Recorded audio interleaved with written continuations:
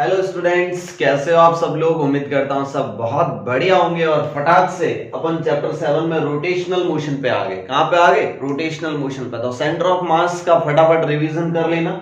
उसके बाद last class में मैंने क्या पढ़ाया था कि basically theta is what? Angular displacement. Theta is what? Angular displacement. यहाँ थीटा आ गया ना, यहाँ सब अपन एंगल की बात करेंगे, है ना। रोटेशन हो रहा है। Omega is what? Angular velocity. Omega कैसी? Angular velocity. कैसे लिखोगे? D theta upon d t. ये इंस्टेंटेनियस है। ये कैसे? Instantaneous angular velocity. And this is the average. ये खोपचा बना है ना ऐसा करके, ऐसे। इसका मतलब होता है average angular velocity is change in angular displacement, यानी कि delta theta upon delta T. यहां पे ये टाइम है ना, टाइम की बड़ी वैल्यू होगी और dt बहुत स्मॉल टाइम है, इसलिए इसको बोलते हैं इंस्टेंटेनियस। इंस्टेंटेनियस। और इसको बोलते हैं एवरेज। क्या बोलते हैं? एवरेज। इस तरीके से अल्फा होता है angular acceleration. Alpha is what? Angular acceleration. तो एंगुलर एक्सेलरेशन होता है D omega upon dt। D omega upon dt। इसका अगर मैं एवरेज लिखना चाहूं तो delta omega upon delta T. अच्छा, उसके बाद मैंने बात करी थी कि इफ अल्फा इज कांस्टेंट या यूनिफॉर्म, मतलब अल्फा चेंज नहीं हो रहा है, अल्फा फिक्स है, तो मैं ये इक्वेशन लगा सकता हूं v बराबर u प्लस एटी था, बस v की जगह omega equal to omega naught plus alpha T. Theta equal to omega naught T plus half of alpha into T square. फिर इसी तरीके से omega square equal to omega not square plus 2 alpha theta. उसके बाद आपको circular motion में मैंने ये पढ़ाया था v बराबर ओमेगा इनटू आर। v बराबर ओमेगा इनटू आर। ये होती थी कैसे? लीनियर वेलोसिटी, और ये है एंगुलर वेलोसिटी, और ये है उस एक्सिस से उस पॉइंट की डिस्टेंस, बेसिकली रेडियस। और AC होता था v स्क्वायर अपॉन आर, याद है? Centripetal acceleration v square upon R. और इसको मैं ओमेगा स्क्वायर इंटू आर, यहाँ v की वैल्यू रखूं omega square into are square, तो यहां से ओमेगा स्क्वायर इंटू आर भी आ जाएगा। जो रिजल्ट लिख रहा हूं याद होने चाहिए, अगर याद है तो अच्छी बात है, नहीं तो याद कर लो। अच्छा, omega equal to 2 pi F. F क्या है? फ्रीक्वेंसी। एफ क्या है? Frequency. Omega equal to 2 pi F, एक रिलेशन याद रखना। और एक होता है टाइम पीरियड। टाइम पीरियड होता है 2 pi by omega. Time period क्या होता है? 2 पाई बाय ओमेगा। डेफिनेशन समझ में आनी चाहिए कि टाइम पीरियड 1 सेकंड में कितने रिवोल्यूशन कर रहा है, वो बेसिकली टाइम पीरियड होगा। वो क्या होगा? Time period. Frequency number of revolution, number of revolution, ठीक है। टाइम पीरियड में क्या बोला था मैंने? Number of cycle completed in 1 second, वो क्या होगा उस बॉडी का? Time period. अच्छा, आगे बढ़ते हैं। एक सवाल करवाता हूं आपको, एक सवाल देख लो। If omega naught 2 radian per second, omega naught कितना गिवन है? 2 रेडियन पर सेकेंड। अल्फा है 2 radian per second square. Alpha कितना है? 2 radian per second square. Find omega and theta after 4 second. बहुत इजी क्वेश्चन है, क्योंकि अल्फा कांस्टेंट है। जैसे ही अल्फा कांस्टेंट, आपको आइडिया लग गया कि मैं ये इक्वेशन लगा सकता हूं, omega equal to omega naught plus alpha into T. बोला यस। ओमेगा निकालना है तो omega equal to omega not कितना? 2। अल्फा कितना? 2 और टी कितना? 4। खत्म हो गया। 4 दूनी 8 और 10 radian per second. 10 radian per second. आपका ओमेगा आ गया after 4 second 10 radian per second. बहुत ही इजी इक्वेशन है। उसके बाद थीटा पूछे तो थीटा बराबर ये इक्वेशन लगा सकते हो, omega naught plus half of alpha into T square. ये भी लगा सकते हो। और दूसरी ये लगा लो, ये लगा लो, मैं ये वाले लगा रहा हूं। आपको ओमेगा पता है 10 रेडियन पर सेकंड स्क्वायर, ये वाली चीज, तो ये लगा लो, चाहो तो ये लगा लो। चलो इससे करते हैं, तो सीधा थीटा निकल जाएगा। Theta equal to omega naught into T. Omega not कितना? 2। टी कितना? 4 plus half of 1/2 into alpha कितना? Alpha 2 into T square, 4 second का स्क्वायर तो 4 का स्क्वायर, तो 2 से 2 गया और ये कितना हो गया? 8, और ये 4 का स्क्वायर कितना हो गया? 16। 16 और 8 कितना हो गया? 24। तो थीटा कितना आ गया? 24। अब जब 24 क्या आया? रेडियन। 24 क्या आया? रेडियन। 24 रेडियन। ठीक है, तो याद रखना ये 24 कितना आ गया? रेडियन। रेडियन को डिग्री में बदलना आता है ना, रेडियन को डिग्री में बदलना। मैं बताता हूं फिर से, 2 pi radian is basically 360 degree. 2 pi radian is basically 360 degree. यहां से याद कर लो, 2 pi radian equal to 360 degree. ये रिजल्ट याद कर लो, 2 pi radian equal to 360 degree. तो यहां पे रेडियन आया, क्या आया? रेडियन आया। बहुत बढ़िया, आगे बढ़ते हैं अपन, आगे बढ़ते फटाफट फटाफट फटाफट। ये चीज नोट कर लो, इक्वेशन करवाता हूं और उसके बाद मैं आपको पढ़ाऊंगा moment of inertia. Moment of inertia बहुत इंपॉर्टेंट है, इक्वेशन कर लो।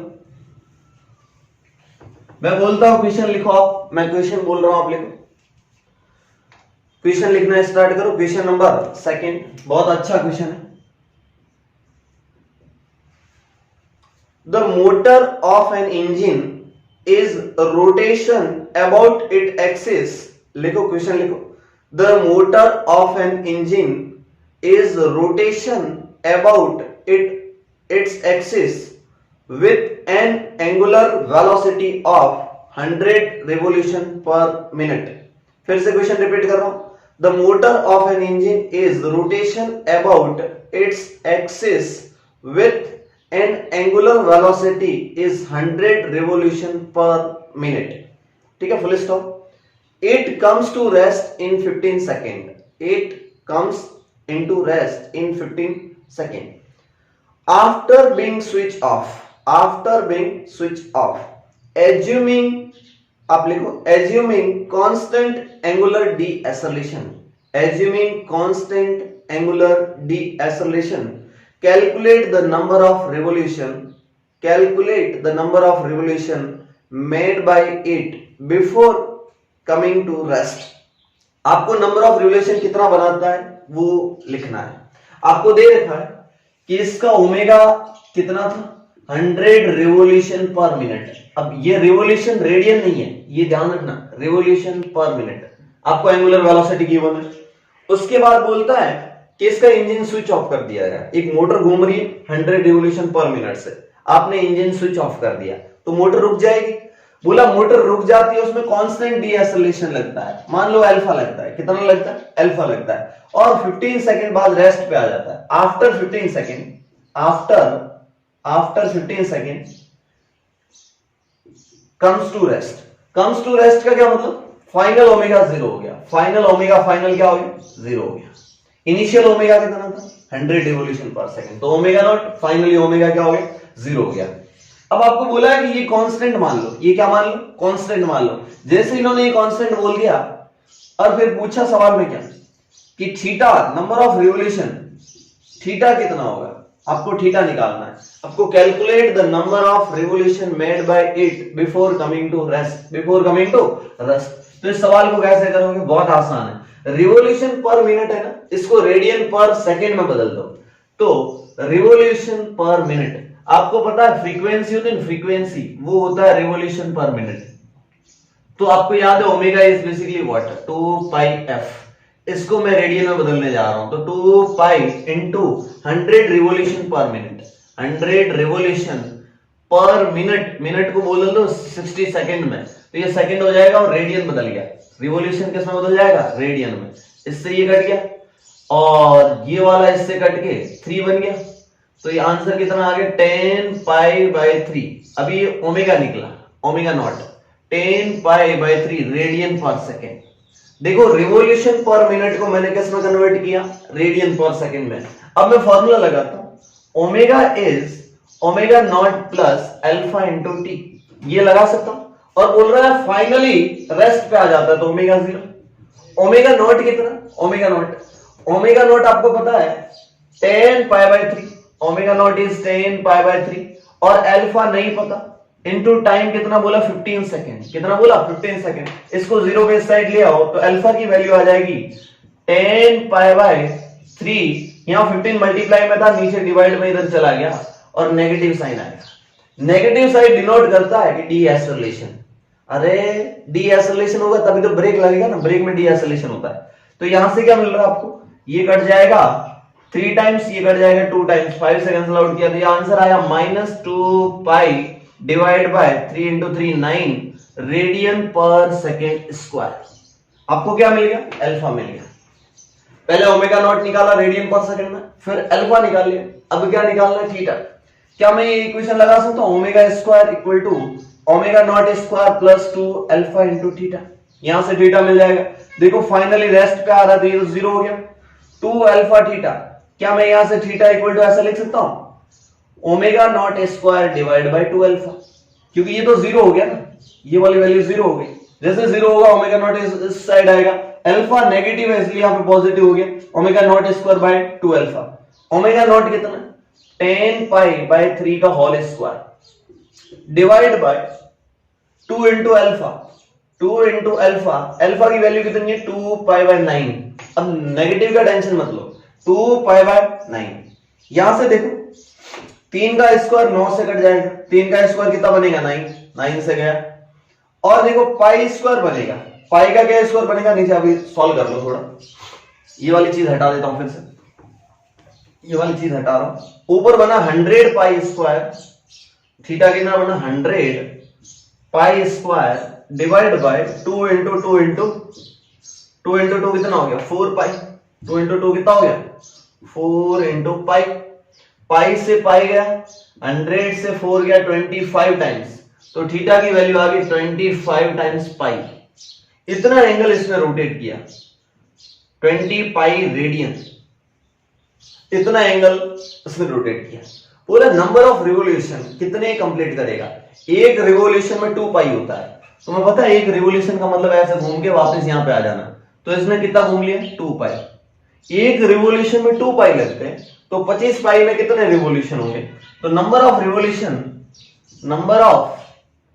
रिवोल्यूशन इक्वल टू कुछ नहीं 25 पाई डिवाइड बाय 2 पाई, पाई से पाई गया 25 बटे 2 कितना होता है 12.5, यानी कि 12.5 revolution before coming to rest. इतने रिवोल्यूशन कंप्लीट करेगा, ठीक है, ये लिख लेना अच्छे से कि 12.5 रिवोल्यूशन करेगा। कितने रिवोल्यूशन कंप्लीट करेगा 12.5 रिवोल्यूशन कंप्लीट करेगा बिफोर कमिंग टू रेस्ट।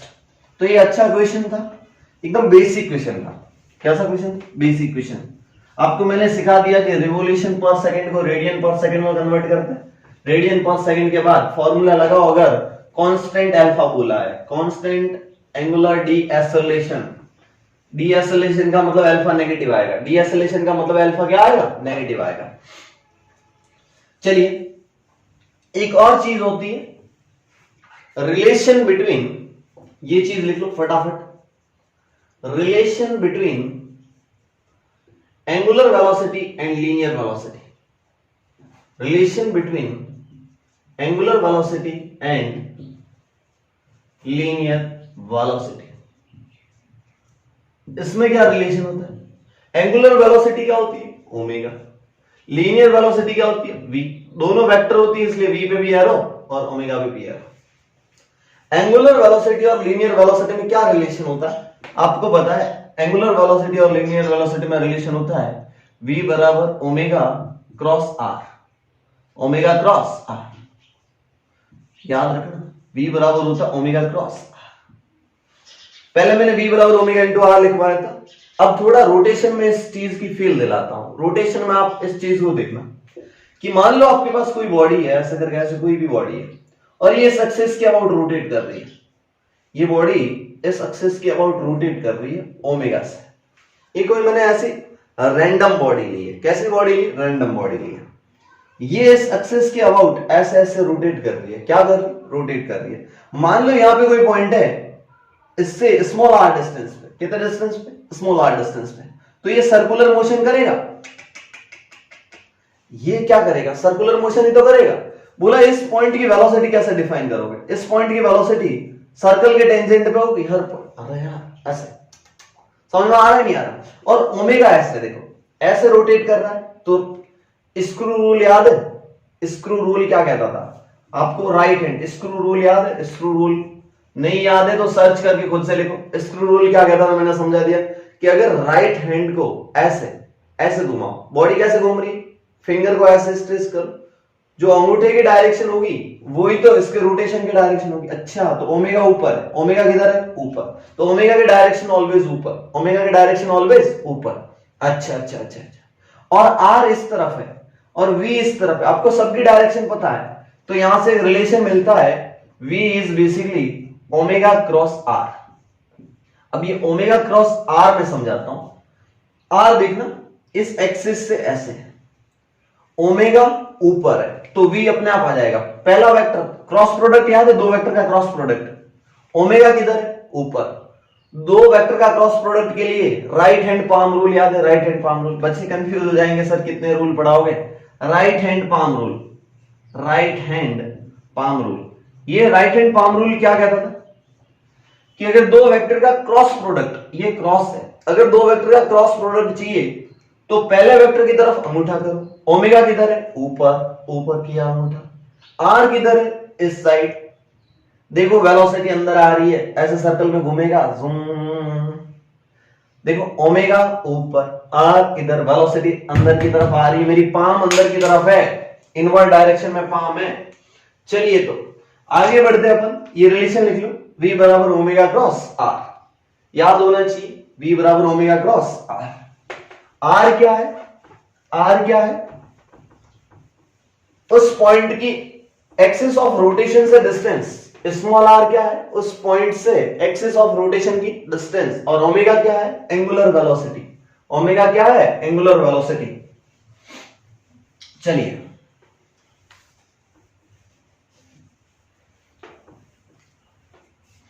अगली हेडिंग डाल दो, kinetic energy of A rotating body, kinetic energy of A rotating body, kinetic energy of A rotating body.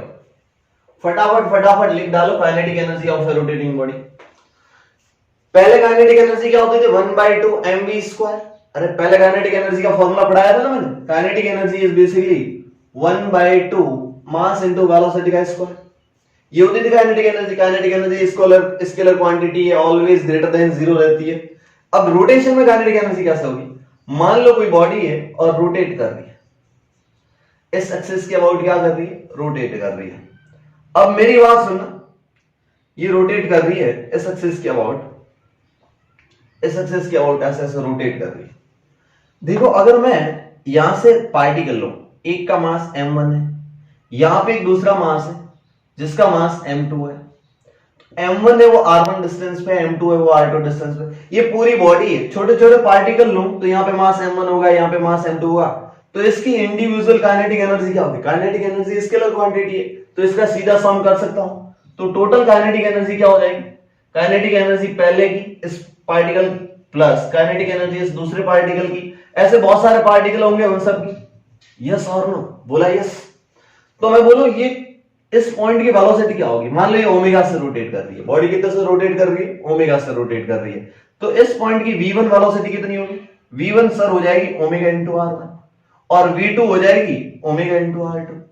मैंने बोला हाँ बिल्कुल सही बात है।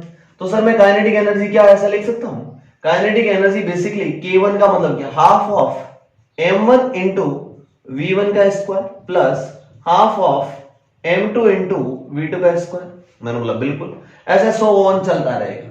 मैं सिर्फ दो से समझा रहा हूं, आप समझ जाओगे।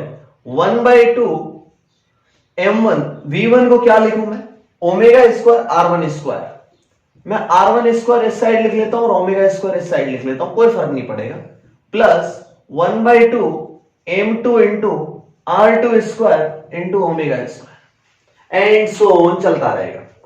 अब देखना, गेम देखना, मैंने v1 की वैल्यू यहां पे पुट करी, यहां से ओमेगा स्क्वायर r1 स्क्वायर, ठीक, क्योंकि v1 का स्क्वायर था ना। तो चलिए मैं एक काम करता हूं, ओमेगा स्क्वायर कॉमन ले लेता हूं। देखो मैं ओमेगा स्क्वायर कॉमन ले लूंगा तो यहां पे क्या बन जाएगा, 1/2 m1 r1 square plus 1/2 m2 r2 square plus so on, and omega square बाहर आ गया कॉमन, इसमें भी ओमेगा स्क्वायर, इसमें भी ओमेगा स्क्वायर, और बहुत सारा में होंगे तो बहुत सारा में ओमेगा स्क्वायर कॉमन बाहर आ जाएगा। इसमें से मैं 1/2 बाहर ले लेता हूं, यहां पे क्या बनेगा, m1 r1 square plus m2 r2 square and so on into omega square. 1/2 and something into omega square, ये कुछ कुछ आया, इसको बोलते हैं मोमेंट ऑफ इनर्शिया, इसको क्या बोलते हैं, मोमेंट ऑफ इनर्शिया।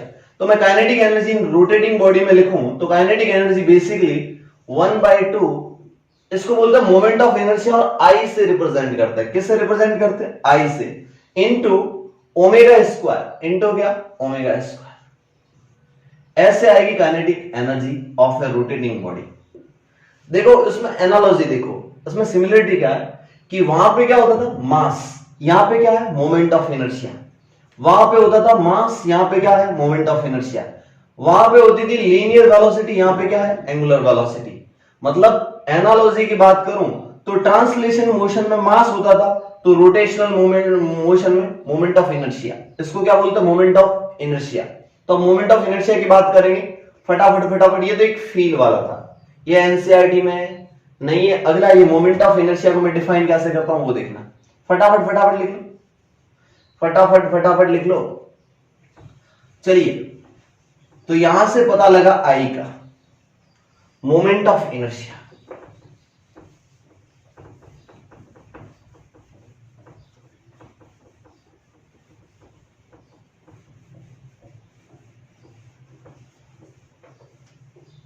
हेडिंग डाल दो next moment of inertia. Next heading डाल दो moment of inertia, moment of inertia. और इसको आई से रिप्रेजेंट करते हैं। किससे रिप्रेजेंट करते हैं? आई से रिप्रेजेंट करते हैं। अब मोमेंट ऑफ इनर्शिया होता क्या है? Mass into r1 square m2 into r2 square, ऐसा ही तो आया था ना। तो moment of inertia basically mathematically define करूं तो I equal to summation of m i into r i का स्क्वायर और I equal to 1 to m तक। This is what moment of inertia. This is what moment of inertia for point masses. For कैसे? Point masses के लिए। ऐसे तो point masses के लिए मोमेंट ऑफ इनर्शिया का सम करोगे। This is moment of inertia is m i r i का स्क्वायर। एम आई का मतलब क्या? m1 r1 का स्क्वायर, समीशन का मतलब प्लस m2 r2 का स्क्वायर। अरे अरे समझ में आया नहीं आया? तो इस तरीके से moment of inertia mathematically define करते हैं। इसकी मैं डेफिनेशन लिखता हूं, इसकी मैं डेफिनेशन लिखता हूं कि मोमेंट ऑफ इनर्शिया, मैं थोड़ी फील दिलवाता हूं डेफिनेशन से पहले, तो मैं थोड़ी फील दिलवाता हूं। आपके घर पे सिलेंडर लाते हो ना, गैस का सिलेंडर। गैस का सिलेंडर आप ऐसे रोटेट करवाते हुए लेके आते हो, ऐसे तो आराम से रोटेट करता करता आता है। कभी आपने ऐसा देखा? मेरे पास ऐसा कुछ चीज है, हाँ ये वाली बॉडी, ये वाला गैस का सिलेंडर मान लो, ये वाला गैस का सिलेंडर। इसको इस पे ऐसे रोटेट कराना आसान है। देखो देखो, इसको इस पे ऐसे रोटेट कराना आसान है। लेकिन अगर मैं इसको ऐसे रोटेट करवाता तो बहुत मुश्किल होता ना। गैस का सिलेंडर ऐसे रोटेट करवाता आता तो वो पागल होता ना। अरे देखो, यहां ऐसे रोटेट करना मुश्किल है। देखो अगर गैस का सिलेंडर ऐसे पड़ा है, उसको ऐसे रोटेट कराओ, रोटेट ही तो करवा रहे भाई। अरे यहां से ऐसे रोटेट ही तो करवा रहे। ऐसे रोटेट करवाने में तकलीफ होगी, लेकिन ऐसे रोटेट करवाने में आसानी। क्यों? मतलब रोटेशन मोशन में मोमेंट ऑफ इनर्शिया का नॉलेज होना जरूरी है। ऐसे रोटेट आसान हो रहा है तो इस एक्सिस के अबाउट, जो रोटेशन वाले एक्सिस है ना, ये वाले एक्सिस जिसके अबाउट ये रोटेट कर रहा है, अरे सेंटर वाली एक्सिस होगी ना रोटेशन, इस वाले एक्सिस के अबाउट ये रोटेशन कर रहा है। देखो देखो, ये रोटेट कर रहा है। किस एक्सिस के अबाउट रोटेट कर रहा है? इस वाले एक्सिस के अबाउट। तो इस एक्सिस के अबाउट मोमेंट ऑफ इनर्शिया कुछ और होगा। और अगर मैं इसको ऐसे रोटेट करवाता लाइक दिस, तो इस एक्सिस के अबाउट मोमेंट ऑफ इनर्शिया कुछ और होता। यानी कि मोमेंट ऑफ इनर्शिया से पता लगता है कि बॉडी को आप रोटेट आसानी से करवा पाओगे या नहीं करवा पाओगे। अगर ऐसे रोटेट करवाना मुश्किल है, मतलब इस एक्सिस के अबाउट मोमेंट ऑफ इनर्शिया ज्यादा है। मोमेंट ऑफ इनर्शिया क्या है? ज्यादा है। ऐसे आप आसानी से रोटेट करवा देते हो, मतलब मोमेंट ऑफ इनर्शिया इस एक्सिस के अबाउट क्या है? कम है। तो मोमेंट ऑफ इनर्शिया से पता लगेगा कि बॉडी को रोटेशन करवाना आसान है या टफ है। ठीक है, तो जितना ज्यादा मोमेंट ऑफ इनर्शिया उतना ज्यादा रोटेट करवाना टफ, उतना ज्यादा रोटेट करवाना टफ। तो फटाफट मैं डेफिनेशन की बात कर रहा था, मोमेंट ऑफ इनर्शिया की डेफिनेशन की बात कर रहा था, तो फटाफट लिख लो मोमेंट ऑफ इनर्शिया की डेफिनेशन लिख लो। The property of a rigid body, of a rigid body, the property of a rigid body by virtue of it, by virtue of it the property of a rigid body by virtue of which it opposes change in rotational motion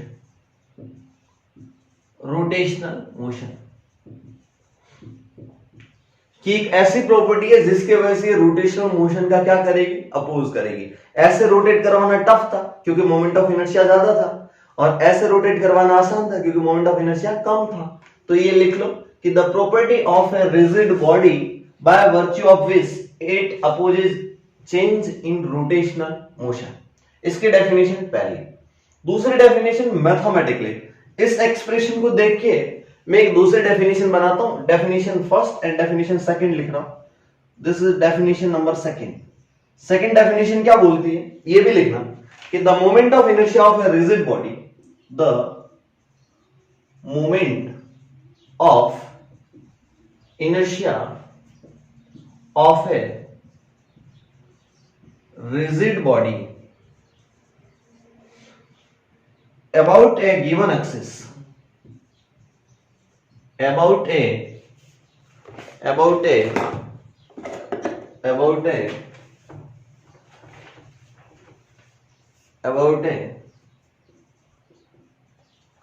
given axis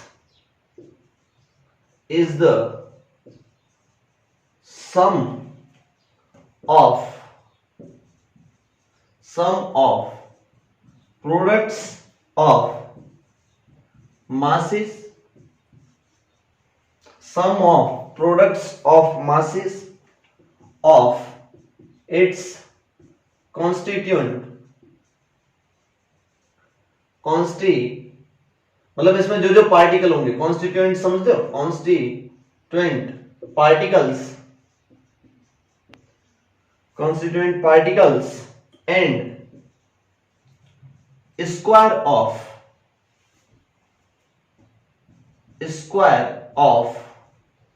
square of their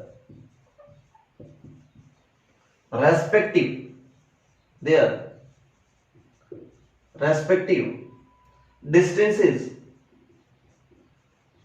distances from the axis of rotation। इसको मैं short में लिख रहा हूं AOR, from axis of rotation. आप ऐसे लिखना axis of rotation. इसकी मैं फील दिलवाता हूं कि मोमेंट ऑफ इनर्शिया ऐसा क्यों, डेफिनेशन कैसा लिखा है कि the sum of product of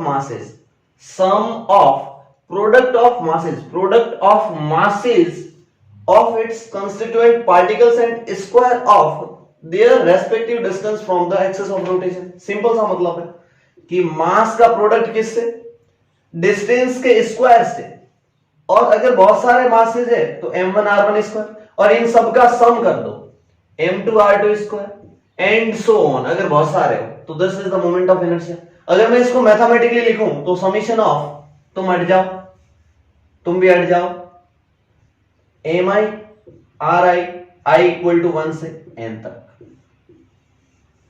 ये है मैथमेटिकली, और इसको मैंने लैंग्वेज में लिख लिया। तो आपको मैथमेटिकली समझ में आ जाएगा तो लैंग्वेज में लिखना कोई बड़ी बात। मैथमेटिकली क्या I equal to summation of mi into ri का होल स्क्वायर। तो फटाक से डेफिनेशन लिख लो, फटाफट लिख लो। मोमेंट ऑफ इनर्शिया के बारे में लिखो फटाफट। मोमेंट ऑफ इनर्शिया कैसी क्वांटिटी है? मोमेंट ऑफ इनर्शिया कैसी क्वांटिटी है? स्केलर, वेक्टर या कुछ और? ये स्केलर क्वांटिटी होगी या वेक्टर क्वांटिटी होगी? तो इसका लिख लो स्केलर क्वांटिटी। कैसी क्वांटिटी? Scalar quantity. कैसी क्वांटिटी है? Scalar quantity. लेकिन इन रियलिटी ये स्केलर भी नहीं होती, ये टेंसर होती है। आपको लिखना है स्केलर टेंसर क्वांटिटी। सर ये क्या होता है? Tensor quantity. ये स्केलर अगर ऑप्शन में नहीं है तो टेंसर लगाना। कैसी क्वांटिटी? Tensor quantity. तीन टाइप की क्वांटिटी होती है, scalar, vector and tensor. Tensor ऐसी क्वांटिटी, अपने सिलेबस में है ही नहीं टेंसर। टेंशन ही मतलब इसे टेंशन ही नहीं लेना। टेंसर कौन सी? Tensor quantity. ऐसा क्यों? क्योंकि ये वेक्टर लॉ को फॉलो नहीं करती। ये moment of inertia vector law का वो एडिशन है ना, उसको फॉलो नहीं करती। लेकिन अगर मैं एक्सेस की डायरेक्शन बदल दूं तो मोमेंट ऑफ इनर्शिया बदल जाता है, इसलिए इसको टेंसर क्वांटिटी बोलते हैं। कैसे क्वांटिटी बोलते हैं? Tensor quantity. धीरे धीरे मैं 12th क्लास में जब आपसे मिलूंगा ना तो ये टेंसर क्वांटिटी और अच्छे से क्लियर कर दूंगा, टेंशन मतलब। अगली इसकी यूनिट क्या होगी? इसकी यूनिट mr², यानी कि मास का मतलब क्या? किलोग्राम, और डिस्टेंस क्या होती है? Metre square. तो इसकी ऐसा यूनिट हो जाएगी kilogram into metre square. Kilogram ये माइनस नहीं है, ऐसे रिप्रेजेंट करता है, किलोग्राम इंटू मीटर स्क्वायर। अच्छा, इसका dimension formula, dimensional formula DF short में लिख रहा हूं। डायमेंशनल फॉर्मूला क्या होगा सर? किलोग्राम का मतलब क्या? m1, मीटर स्क्वायर का मतलब क्या? L2, और टाइम में कुछ नहीं होता तो टाइम की पावर 0। क्या समझ में आया नहीं आया? तो m1 L2 T0, m1 L2 T0, और इसको ऐसे बड़े ब्रैकेट में आपको क्या करना है? क्लोज करना है। ये क्या है? Dimensional formula. कैसा फॉर्मूला? Dimensional formula. तो चलिए इतना हो गया। अब कुछ सवाल कर, क्योंकि जब तक फिजिक्स में क्वेश्चन नहीं करोगे ना तब तक तुम्हें कुछ आइडिया नहीं लगेगा कि मोमेंट ऑफ इनर्शिया होता क्या है।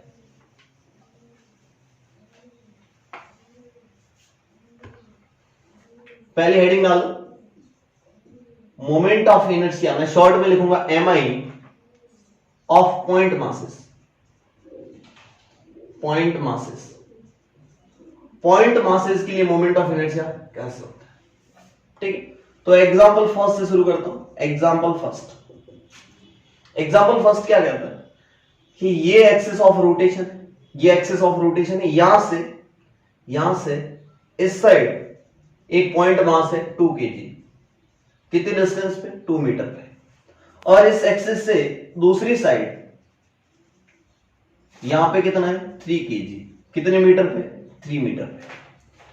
इस साइड 2 मीटर पे 2 kg, इस साइड 3 मीटर पे 3 kg, और this is axis of rotation. यहां पे this is the axis of rotation, axis of rotation. इस एक्सिस के अबाउट इस साइड 2 मीटर पे 2 kg और इस साइड 3 मीटर पे 3 kg, इनको रोटेट करवाना है। इनको क्या करवाना है? रोटेट करवाना है। आपको पूछा है सिस्टम का मोमेंट ऑफ इनर्शिया कितना होगा, तो बहुत आसान है। पॉइंट मास के लिए moment of inertia simply I equal to m1 into r1 square plus m2 into r2 square. अगर बहुत सारे होते तो m3 इंटू r3 स्क्वायर करते रहते। ये r क्या है? इस एक्सिस से परपेंडिकुलर डिस्टेंस। इस एक्सिस से कैसे डिस्टेंस? Perpendicular distance. तो फॉर्मूला लिखवा था ना मैंने, I equal to m into r square, उसमें लिख लेना r is perpendicular distance from axis of rotation. लिख लो r is perpendicular, r is, मैं इसको थोड़ा ऐसे लिख लूं, r इज परपेंडिकुलर, मैथ्स में ऐसा दिखा था, perpendicular distance, r is perpendicular distance from axis of rotation. Axis of rotation से परपेंडिकुलर डिस्टेंस कितनी है? 2 मीटर। मास कितना है? 2, तो 2 इंटू 2 का स्क्वायर प्लस 3 इंटू 3 का स्क्वायर। तो यहां कितना आ जाएगा? 2 का स्क्वायर कितना होता है? यानी कि मतलब 2 का क्यूब ही तो है, 2 इंटू 2 की पावर 2 8। 3 का क्यूब कितना होता है? 27। 8 और 27 कितना हो गया आपका? देख लो 35 आ रहा है। कितना आ रहा है? अरे 35, तो 35 यूनिट लगा लो, kilogram into metre square. This is the moment of inertia. पहला क्वेश्चन बहुत इजी क्वेश्चन था, मोमेंट ऑफ इनर्शिया का। ठीक है, सेकंड क्वेश्चन देखो। सेकंड क्वेश्चन थोड़ा अच्छा क्वेश्चन है जो जेई और नीट में पूछा गया है। ये क्वेश्चन नीट और जेई में पूछा जा चुका है, बहुत अच्छा क्वेश्चन है। आपके पास 2 पॉइंट मासेस है। कितने पॉइंट मासेस? 2 point masses. एक का मास स्मॉल m है और दूसरे का मास कैपिटल M है। दोनों के बीच का सेपरेशन L गिवन है।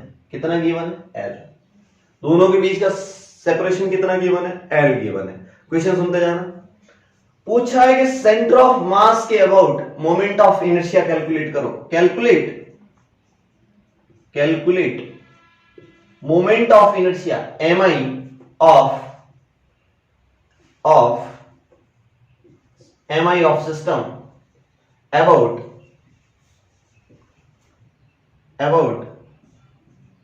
axis passing through center of mass, about an axis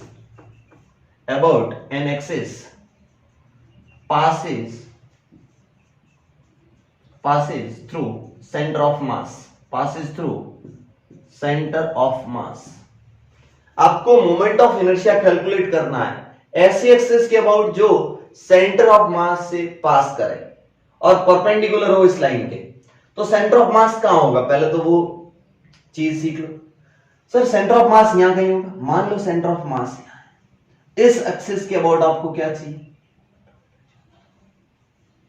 बच्चों ने बोला sir this total distance L है, तो यहां से ये डिस्टेंस R1 और ये डिस्टेंस R2 क्या हम निकाल सकते? मैंने बोला शॉर्ट ट्रिक बताई थी, बोला सर बताया था। जब आपको इस वाले मास से सेंटर ऑफ मतलब ये डिस्टेंस चाहिए सेंटर ऑफ मास की R1, तो सामने वाला मास, दोनों के बीच का separation upon total mass.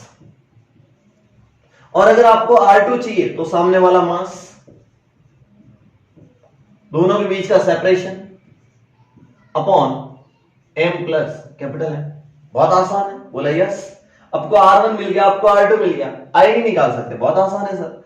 I is basically m into R1 का स्क्वायर, m इंटू R1 का square and capital M into R2 का स्क्वायर। अब देखो, अब तो वैल्यू पुट करो, आंसर मिलेगा m1 इंटू R1 का स्क्वायर मतलब इसका स्क्वायर क्या हो जाएगा, m square L square divide by small m capital M का होल स्क्वायर, ठीक है, प्लस m इंटू R2 का स्क्वायर यानी कि कैपिटल M, R2 का स्क्वायर मतलब इसका स्क्वायर कर दो तो m square L square divide bye m plus M का होल स्क्वायर। यस और नो, बोला यस। देखो एक चीज कॉमन दिख रही है, m1 क्यों लिखा है, स्मॉल m है, m l स्क्वायर और नीचे दोनों में कॉमन है। मैं कॉमन चीज लिख रहा हूं, I इक्वल टू कॉमन चीज है small m capital M l square और नीचे क्या आया m प्लस M का होल स्क्वायर, ठीक है। अगर ये चीज मैं कॉमन ले लूं तो m l स्क्वायर पर यहां m स्क्वायर है तो कैपिटल M बच जाएगा ना, बोले यस, और यहां पे स्मॉल m बच जाएगा। देखो ऊपर है m प्लस M, नीचे है m प्लस M का होल स्क्वायर, इससे एक स्क्वायर कैंसिल हो जाएगा, बोला हाँ सर। तो फाइनल आंसर आपके पास आ गया, I इज फाइनली आंसर मैं लिखता हूं, इस साइड फाइनल आंसर लिखता हूं, देखिए आप सबको इस साइड में फाइनल आंसर लिख लेता हूं। I is basically m upon m plus M, m into M upon m plus M into L square. This is your final answer. देखो एक फेल दे रहा था, this is mass plus mass मतलब मास ही होगा, नीचे किलोग्राम रहेगा, ऊपर किलोग्राम इंटू किलोग्राम, 1 किलोग्राम से 1 किलोग्राम कट जाएगा और आई की यूनिट आ रही है kilogram into metre square, L मतलब क्या लेंथ, मीटर स्क्वायर। तो देखो ये फॉर्मूला दिमाग में याद रहे तो याद कर लेना कि सेंटर ऑफ मास के अबाउट ऐसे होता है। मैं तो बोलूं याद नहीं रहे तो टेंशन मत लो, मेथड याद होना चाहिए आपको। क्या याद होना चाहिए, मेथड। फटाफट ये लिख डालो, फटाफट ये लिख डालो। ये क्वेश्चन बहुत अच्छा क्वेश्चन था। तो अपन अब आगे बढ़ते हैं, moment of inertia of continuous body. अब पॉइंट मास के बाद कैसी बॉडी आएगी, continuous. Moment of inertia of continuous body, moment of inertia of continuous body. Continuous body का मोमेंट ऑफ इनर्शिया कैसे डिफाइन करोगे, पहले समझने की कोशिश करना कि आपके पास एक बॉडी है ऐसी कंटिन्यूअस, ऐसी करके ऐसी बॉडी है और ये वाली एक्सिस ऑफ रोटेशन है, मान लो ये वाली एक्सिस ऑफ रोटेशन है, और आपको बोला कि यहां से कोई छोटा सा मास होगा dm, इसके अबाउट आपको आई चाहिए, ये एक्सिस ऑफ रोटेशन है, यहां पे छोटा सा मास होगा dm और ये वाली डिस्टेंस है r। तो moment of inertia scalar quantity है, मोमेंट ऑफ इनर्शिया कैसे क्वांटिटी है? स्केलर क्वांटिटी है। तो इस dm का सीधा सीधा छोटा सा di, इस एक्सिस के अबाउट di क्या लिखूंगा? di is basically dm into are square. Yes और नो? बोला यस। अगर आपको पूरा मोमेंट ऑफ इनर्शिया चाहिए तो यहाँ का मास सबको मैं क्या कर दूं? इंटीग्रेट कर दूं। जब ऐसी चीज हो कि छोटे का इतना है मोमेंट ऑफ इनर्शिया तो पूरे का कितना होगा, तो अगर di चाहिए तो मेरे को ऐसा लिखना होगा, integration of dm into are square. क्या समझ में आया नहीं आया? तो ये फॉर्मूला याद कर लो, integration of dm into are square. क्या मेरी बात समझ में आई नहीं आई? कंटिन्यूअस बॉडी के लिए ये फॉर्मूला होता है, दिमाग में रखो। फटाफट कंटिन्यूअस बॉडी के लिए फॉर्मूला लिख लो, dm इंटू आर स्क्वायर। ठीक है, dm इंटू आर स्क्वायर। पहली हेडिंग डालो, first mi of ring, moment of inertia of ring, moment of inertia of ring. आपके पास रिंग मैं अगर आपको सामने से दिखे तो रिंग ऐसी और इस एक्सिस के अबाउट, क्रॉस का मतलब ये एक्सिस से पास कर रही है। लेकिन अगर मैं इसको बॉर्ड पे बनाऊं थोड़े अलग तरीके से, तो ये आपकी रिंग है और इसकी एक्सिस यहां से पास कर रही है, यहां से, और इसके अबाउट ये रोटेट कर सकती है। और इस रिंग का मास m है और रिंग की रेडियस r है। रिंग की रेडियस कितनी है? r है। तो कभी कभी ऐसे भी लिखूंगा m इंटू आर, और ये क्या चीज है? रिंग है। क्या है? रिंग है। तो इस एक्सिस के about moment of inertia I निकालना है, इसके अबाउट। तो कैसे निकालोगे? बहुत आसान है, मैं तरीका बताता हूं। पूरी रिंग का मास कितना है? m। पूरी रिंग का मास क्या है? m। और ब्रैकेट में मैं लिख लेता हूं मास इज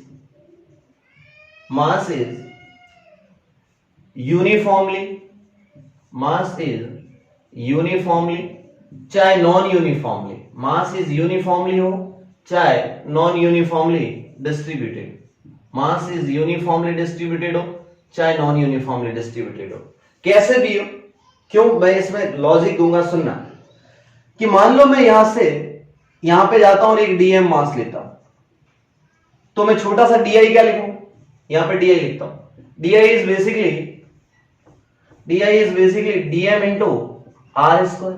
देखो इनमें r फिक्स है क्योंकि ये पूरी रिंग की रेडियस, अरे यार, सेंटर से, ये एक्सिस सेंटर से पास हो रही है ऐसे ऊपर की तरफ। हर मास इससे आर स्क्वायर डिस्टेंस पे होगा। बोला यस। अब आपको टोटल मोमेंट ऑफ इनर्शिया चाहिए तो इसका इंटीग्रेशन कर लो। तो आई चाहिए तो integration of dm into are square. अब r तो चेंज नहीं हो रहा, तो क्या मैं आर स्क्वायर कांस्टेंट है तो बाहर ले लूं, इंटीग्रेशन सिर्फ dm का करोगे।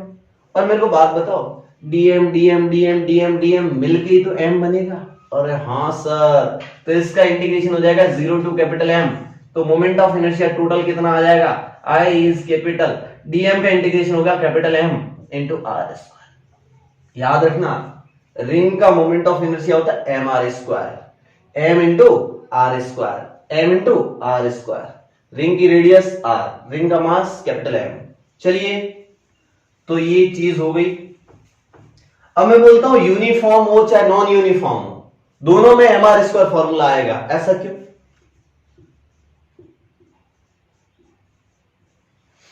अगर ये रिंग पूरी ना होती, रिंग आधी होती, ऐसे हाफ रिंग होती, ऐसे सेमी रिंग, इस साइड की रिंग में हटा देता, इस साइड की रिंग में क्या कर देता? हटा देता। आप समझने की कोशिश करना, मेरी बात है। अभी भी इस रिंग, सेमी रिंग का मास m और r है, तो भी moment of inertia m r square ही आएगा इस एक्सिस के अबाउट। मोमेंट ऑफ इनर्शिया कितना आएगा? M r square. क्यों? क्योंकि पूरा m मास r डिस्टेंस पे ही है, तो टेंशन नहीं लेना। इसका मोमेंट ऑफ इनर्शिया कितना आएगा? एम आर स्क्वायर आएगा। रिंग कैसी भी हो, बस इक्वल डिस्टेंस पे मास होगा तो टोटल मास ऐड हो जाएगा, और टोटल मास होता है capital M into are square. ठीक है, आगे बढ़ते। Moment of inertia of a disc, moment of inertia of a disc. इस बार मास यूनिफॉर्मली डिस्ट्रीब्यूटेड है, मास इज यूनिफॉर्मली, इस बार नॉन यूनिफॉर्मली नहीं लिख रहा हूं, यूनिफॉर्मली डिस्ट्रीब्यूटेड, यूनिफॉर्मली डिस्ट्रीब्यूटेड। अब सुनो, अब की बार डिस्क का मतलब समझो, प्लेट। डिस्क का मतलब प्लेट। रिंग में सिर्फ मास सर्कमफ्रेंस पे रहता है। रिंग में, रिंग समझ दो यार, रिंग या बंगड़ी, रिंग या बंगड़ी समझते हो जो लड़कियां पहनती हैं अक्सर, तो बंगड़ी वो होती है रिंग, और डिस्क वो प्लेट होती है घर पे। अरे यार प्लेट प्लेट, हाँ इतना समझते होंगे, और नहीं समझते तो मस्त रहो। डिस्क में क्या होगा, मास एवरीवेयर होगा, हर जगह मास होगा, एवरीवेयर मास होगा। रिंग में सिर्फ सर्कमफ्रेंस पे। This is what disc.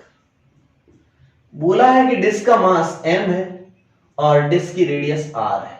Disc का मास m है और डिस्क की रेडियस r है। इस एक्सिस के थ्रू, ये वाली क्रॉस का मतलब क्या, एक्सिस इससे ऐसे perpendicular to the plane passing through the centre, ऐसे। इसके अबाउट आपको आई चाहिए।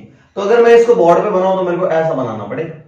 बोला यस सर, ऐसा बनाना पड़ेगा। बोला ठीक है।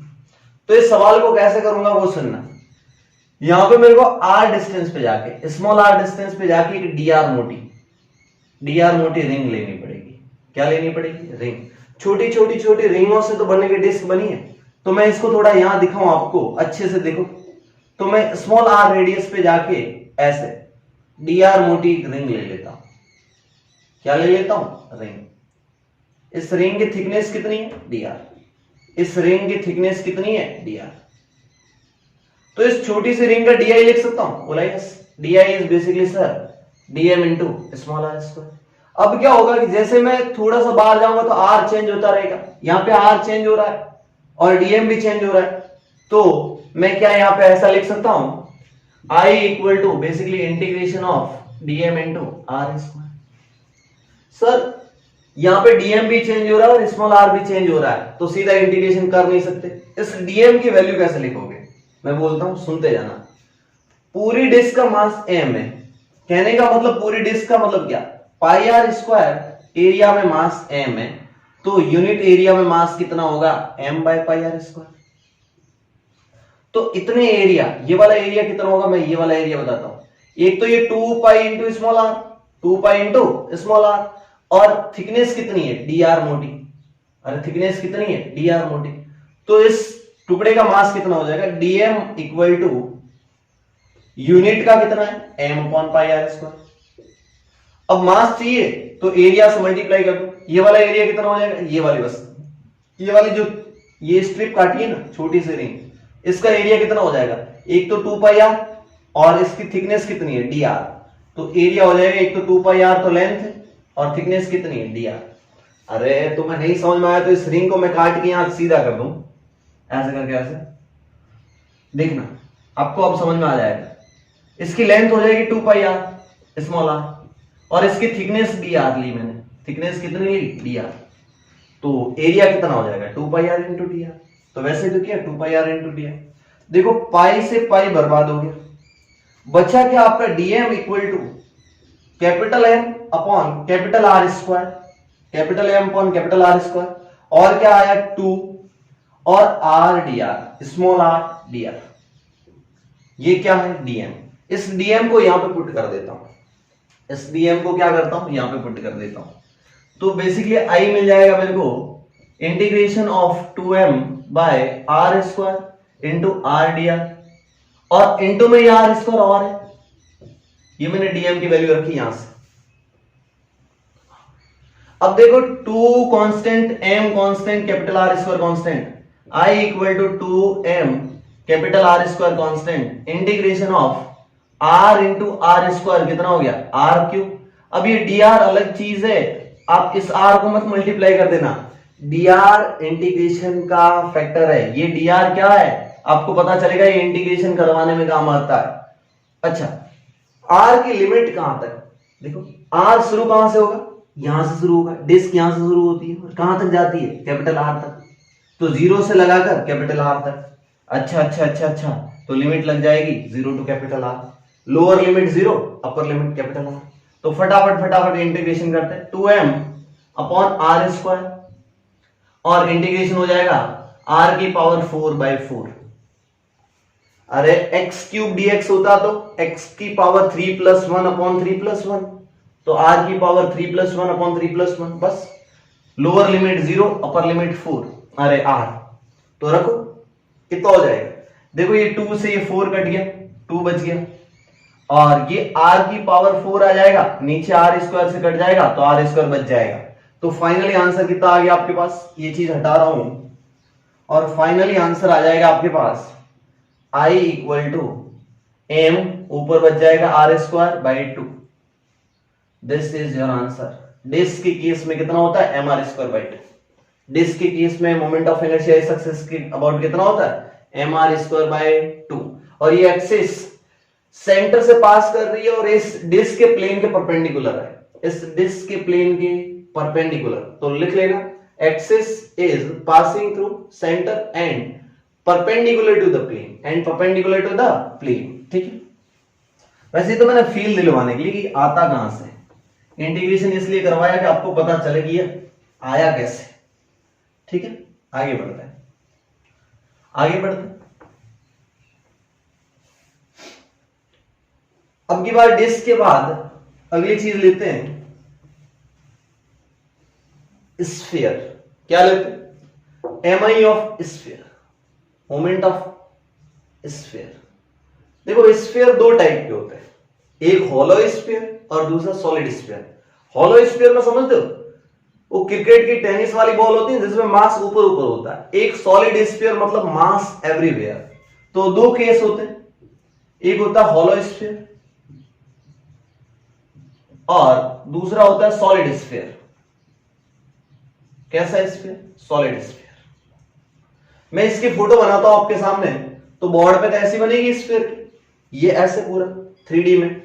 अगर मैं इस एक्सिस सेंटर से पास करती है, एक्स कहां से, सेंटर से, सेंटर से पास एक्सिस करती है और इसका मास m है और इसकी रेडियस r है। अगर ये इस एक्सिस के अबाउट रोटेट कर रहा है तो आपको इस एक्सिस के अबाउट मोमेंट ऑफ इनर्शिया चाहिए। तो सुनना, अगर ये स्फीयर होलो होगा तो मास बार बार होगा। होलो स्फीयर के लिए आता है 2/3 m इंटू आर स्क्वायर, और सॉलिड के लिए आई कितना आता है, सॉलिड के लिए आई आता है, हेमी स्फीयर के लिए ये होता है, अरे होलो स्फीयर के लिए, और सॉलिड स्फीयर के लिए हो जाएगा 2/5 एम आर स्क्वायर। दोनों केस में मास तो सेम है।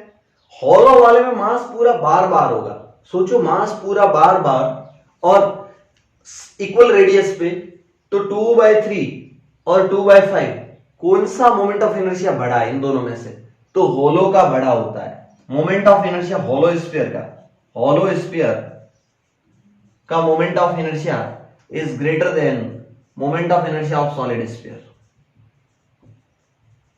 याद रखना, याद क्या रखना, एक का होता है 2/3, दूसरे का होता है 2/5। सोचो यहां 3 से डिवाइड कर रहे हो, 5 से डिवाइड कर रहे हो, तो 5 से डिवाइड करोगे तो ये वैल्यू कम आएगी ना। कितना ब्रेन होगा यार, अदरवाइज तुम कैसे इंजीनियर डॉक्टर बनोगे यार। ब्रेन यूज करो, इसमें 5 से डिवाइड कर रहे हो, इसमें 3 से डिवाइड कर रहे हो, तो याद क्यों करो। हॉलो स्फीयर का बड़ा होगा और इसका मोमेंट ऑफ इनर्शिया छोटा होगा। ठीक है, तो ये दिमाग में रखना, ऐसा क्यों होता है वो भी फील दिलवा सकता हूं। ऊपर से मार्कर गिर गया, चलिए ये चीज समझ में आ गई, आगे बढ़ते।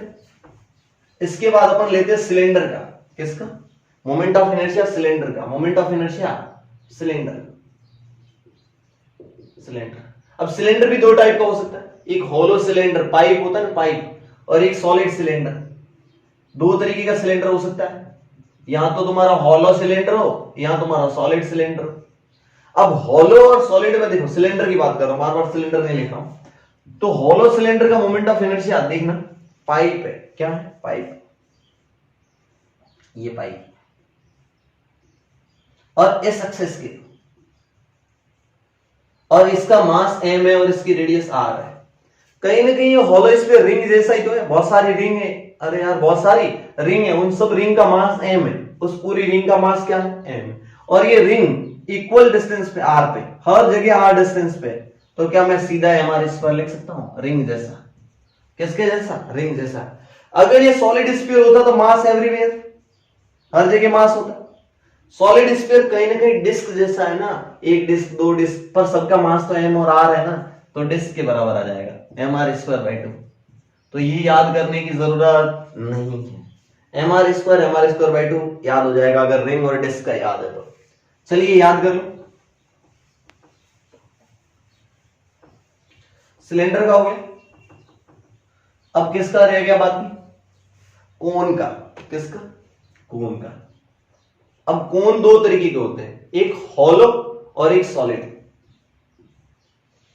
एक तो आपका होलो कोन, होलो कोन समझते हो, वो आइसक्रीम आती है ना, उसमें आइसक्रीम मत करो तो होलो कोन, या टोपी पहनते हो ना ऐसे सांता क्लॉज वाली, तो होलो कोन में क्या होता है, मोमेंट ऑफ इनर्शिया mr²/2।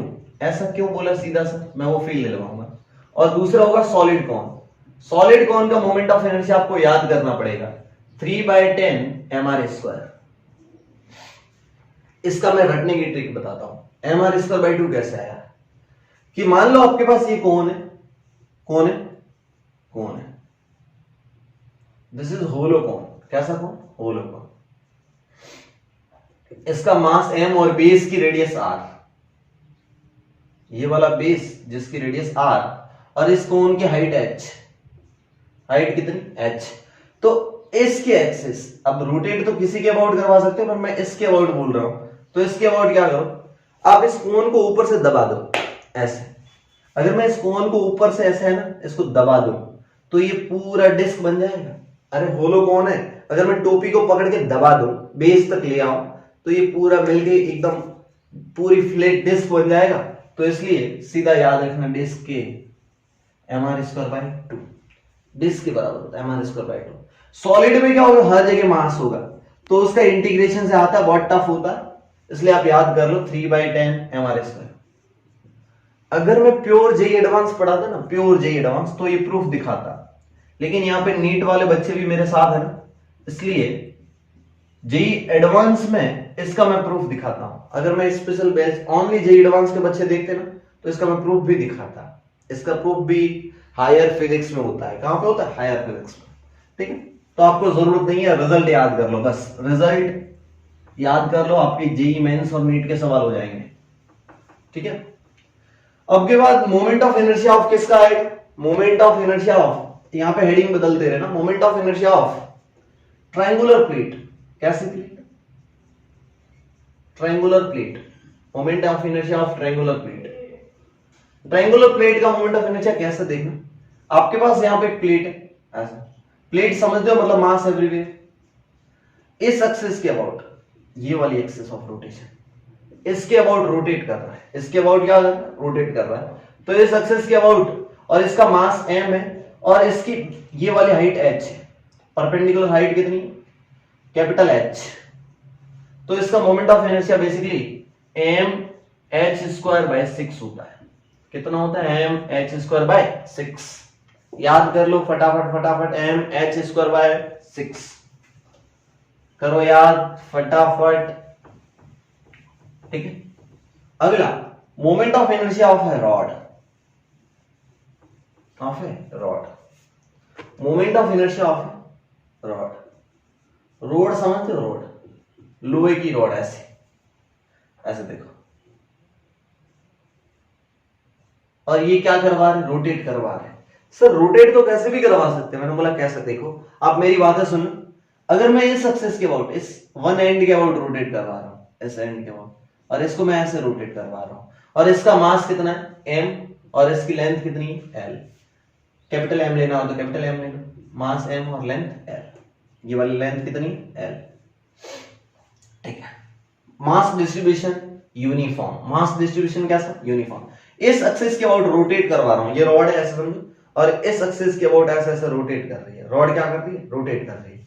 तो मोमेंट ऑफ इनर्शिया क्या आएगा, तो मोमेंट ऑफ इनर्शिया आता है ml²/3। एक एज के अबाउट कितना आता है, ml²/3। अगर इसका सेंटर ऑफ मास यहां है, इस एक्सिस के अबाउट रोटेट करवाता तो, चलो दूसरा फिगर बना देता हूं।